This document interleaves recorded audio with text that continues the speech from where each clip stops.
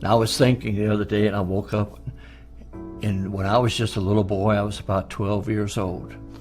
And we was over in a little town called Vandalia, Illinois. And Brother Branham was having a tent meeting. And we stayed in a little cheap hotel.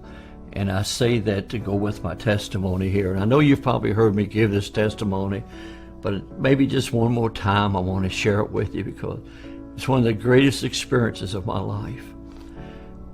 And in this room, it didn't even have a bathroom. The bathroom was down the hall, and we just had a wash basin right where the camera is here. And it was just a little wash basin and a little pitcher, and that's where we'd wash our hands and things. When we had to take a shower, take a bath, we'd go down at the end of the hall. And I used to sell, in the meetings, I had a little apron, and I'd go down and I'd sell the little books. There was 3 books Brother Branham had. Jesus Christ, the same yesterday, today, and forever. I was not disobedient to the heavenly vision. Divine healing in the campaigns. And I thought I was something. Get out there and sell those books. And Daddy would always, and I'd see the Lord move in the meetings. And as a kid, he'd tell us about these things and how the angel would meet him. And I remember one night in this hotel room, we were sitting there, and my dad's brother was working with us at that time. He was driving a truck, and his name was Donnie. And he was the youngest of the brothers. And he and I and Dad were sleeping in the same room. And I don't remember, I know Dad says on tape that he took a pillow and threw it over and woke me up. All I remember, I woke up was a pillow across my face. And he had this pillow across my face, and he says, "Paul." I said, "Yes, sir." It was about 2 o'clock in the morning. And he says, "You know the angel that Daddy talks about?" I said, "Yes, sir." And he said he visited me tonight and was telling me some things and about the meetings and how to conduct the meetings and what was going to happen. And I said, "Yes, sir." And he still had the pillow across my face. And he says, and I asked him, "Could I wake you up? And could I wake up my brother Donnie?" And he said, the angel said, "You can wake up Billy." And he says, "Can he see you?" And the angel said, "Yes." He said, excuse me. He says, when Dad takes his pillow from your face, he says, "You know where the wash basin is over there?" And I said, "Yes, sir." He said, "He'll be standing there, and you can see him." And I said, "Okay."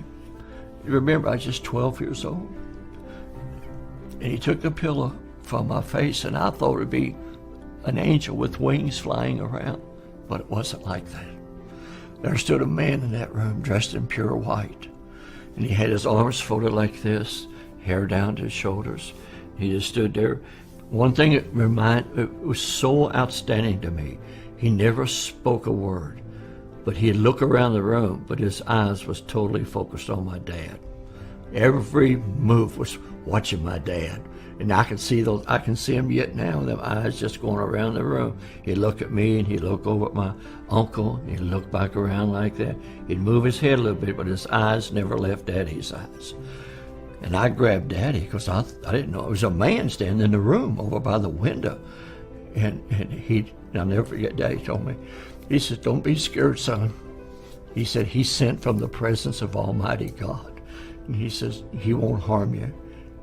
He says, "He'll be a blessing." Now watching, he just held real close, and Daddy held me. And he went from that being of a man, just as Brother Branham describes him, into, I'm not going to say a pillar of fire. It was like a mist, a light, a vapor. He just kind of vanished. And he went out the window, right out the room like that.